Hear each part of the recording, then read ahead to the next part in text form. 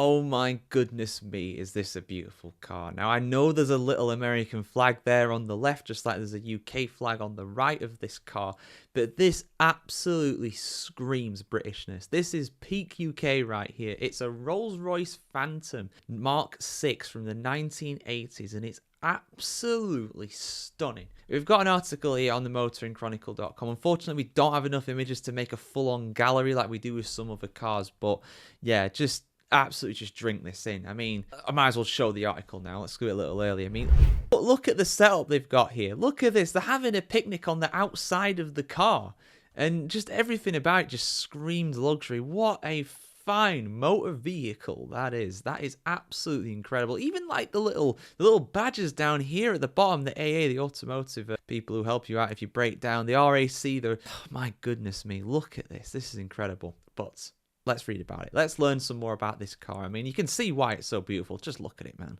Just look at it. I mean, I dread to think how much that is worth. 7 figures. It's got to be quite comfortably looking at it. But anyway, full article on the motoringchronicle.com, because we can all dream. We can all dream, guys, at the end of the day. We can all dream of, owning a car like this, and then we wake up and we get back into reality. From its foundation in 1904, Rolls-Royce built rolling chassis, upon which clients commissioned coachwork from an independent coach builder. The marque produced its first complete monocoque cars in the 1960s, but continued to offer rolling chassis until the 1980s. Phantom 6 was the last Rolls-Royce to be made available in this form, in line with the standard Rolls-Royce practice established by Sir Henry Royce himself. The Phantom 6 was born out of the upgrades and enhancements to its predecessor, the Phantom 5. The accumulated improvements reached the point where Rolls-Royce engineers judged it sufficiently evolved to be worthy of a new designation. Even so, Phantom 6 already felt like something of an anarchism. Phantom 5 clients had been able to choose coachwork from 4 great names: H.J. Mulliner, Park Ward, Hoopers, and James Young. By 1961, the latter two had closed their doors, while Rolls-Royce had acquired and amalgamated the other two to create its own in-house coach builder, known as H.J. Mulliner Park Ward, which would provide the bodies for virtually all Phantom 6 motor cars. And you've even got like stools on the front of it. I mean, you can sit down and have. It almost feels rude to sit down and eat something on there or drink something, just in case you get the tiniest little speck of something on it. Like, my goodness me, what a car, man! And look at the hood ornament too. Iconic. Absolutely iconic. Like all Rolls-Royce models, the Phantom 6 underwent various changes during its lifestyle, including more powerful 6.75 litre V8 engines and a modern 3-speed automatic gearbox to replace the original 4-speed version inherited from the Silver Cloud era. It also had specially engineered brakes, which used the Silver Shadow style high-pressure hydraulics to operate rams connected to 2 twin master cylinders, and the brake drums were designed to improve the heat dissipation and more efficient linings. Changes in safety legislation required the front hinge doors with burst-proof locks, flush interior door handles, and a steering column that would collapse upon impact. New crash testing protocols also meant the prototype Phantom 6 chassis, the PRH 1500, suffered the indignity of being driven into a 100-ton concrete block at 30 miles an hour. A test it passed so effortlessly it was subsequently rebuilt and is still in service as a courtesy car at a Swiss hotel to this day. That is a indictment, isn't it? That is an incredible thing. Just like, yeah, we've crash tested this car, but it's fine. You can still drive it to this day. Although coach building was now a niche offer for even Rolls-Royce, Phantom 6 provided a fitting last hurrah for its long-standing traditional craft. The 7 special limousines, codenamed Alpha, for example, were superficially similar to the other Phantom 6s, but close examination revealed wider, chrome-plated window trims and 16-inch wheels with tyres inflated to 90 psi. These modifications were required to accommodate the 5mm thick glass and 7mm of armour plating that rendered the rear passage compartment both bullet and bomb-proof. No such provision was made for the luckless chauffeur, however.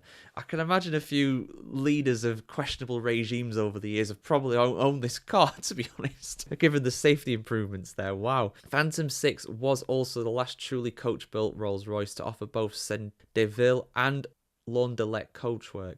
The Laundelet was available opening either to the B pillar or over the rear seat, the latter variant being the coach of choice for Her Majesty Queen Elizabeth, the Queen Mother, and her daughter Elizabeth II, who owned 2 Phantom 6s. The first, codenamed Oil Barrel, had its roof height raised by 5 inches and the Perspex rear cupola that could be quickly recovered in a 2-piece black painted aluminium dome when the occupants require privacy. The second, delivered for the Royal Fleet in 1987, was codenamed Lady Norfolk and had a standard roof height. Both remain in service at the Royal Mews to this day. Increasing difficulty in obtaining minor chassis and coachwork components manufactured in the Silver Cloud era finally put paid to the Phantom 6's production. The last iteration commissioned by a client was delivered in May 1991.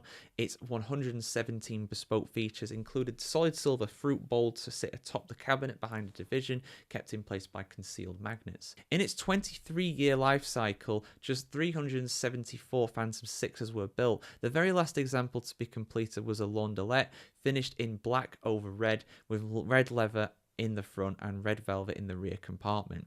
Very nice. Rolls-Royce had originally intended to retain the car itself, but recessionary pressures finally persuaded the company to part with it in 1993. Phantom 6 was the last Rolls-Royce model with traditional coach-built bodywork. It represented both the pinnacle and the swan song of traditional coach builders' art, with the purity of line and finesse of detail unequalled in Rolls-Royce as embarked on its contemporary coach-building renaissance at Goodwood with swept tail more than 2 decades later. I mean, yeah, the coach building thing is a very niche, but basically it's for the modern audience, coach building is basically the old school way of modifying your car. So of course, when cars first became a thing, they were very much for the elite. You know, only the richest of the rich could own them, and therefore they like to show them off and to make them quite unique in their own way too. There weren't as many cars on the road, of course, back then too. So really wants to stand out. That's how you did it. You went and built your own coach. I guess it kind of probably originated from actually building a horse and cart coach as well, your actual thing that you used to ride around in before the days of the motor car, of course. So it's got its roots in that. Of course, it was very expensive to do this. Only the richest of the rich could do it. Even people who owned Rolls Royces probably could not afford to go to a proper coach builder and do it up for the most part. Some of them definitely could do, of course. But yeah, and Rolls Royce, of course, brought that in-house. It fell out of fashion, and now it's coming back. I went to Blenheim Palace, of course, last year, as you guys know, and I saw some incredible cars there. And there was some coach building kind of companies. So they didn't out and out say they were coach builders, but definitely when it came to the custom car market and restoring things and stuff like that, I would definitely say they were of that ilk. And it's very much coming back again for the richest of the rich. Really, it's not really something that most of us could ever dream to afford. Just like a Rolls Royce itself, could never dream of owning one of them. And to be honest with you, I won't really want one personally. I love driving. I love driving around as much as it infuriates me. But at the end of the day, they are massive. Rare you see a Rolls Royce. It's very rare you see them. But when you do see them, they are tanks. They are massive cars. I mean, let me just have a look at we saw some of the pictures of it there. I mean, that bad boy outside the black and white picture there, the second one.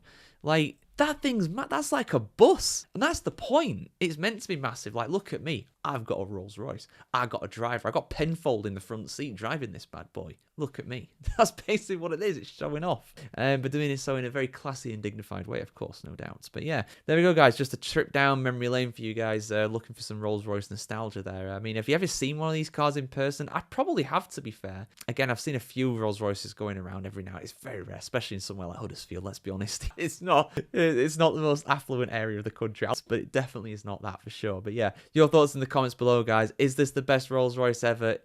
When I think of a Rolls Royce, I do think it looks like that. That is the kind of look I imagine everyone having. I mean, the new ones, of course, are very impressive, but they don't look as Rolls Royce, to me anyway. But that's just my opinion, of course. I'm sure in time they will be very much valued, of course, as well. But the Phantom is what you think of when you think of Rolls Royces for me. But yeah, thoughts in the comments below, guys. See you soon for some more content here on themotoringchronicle.com, and have a great day. See you later.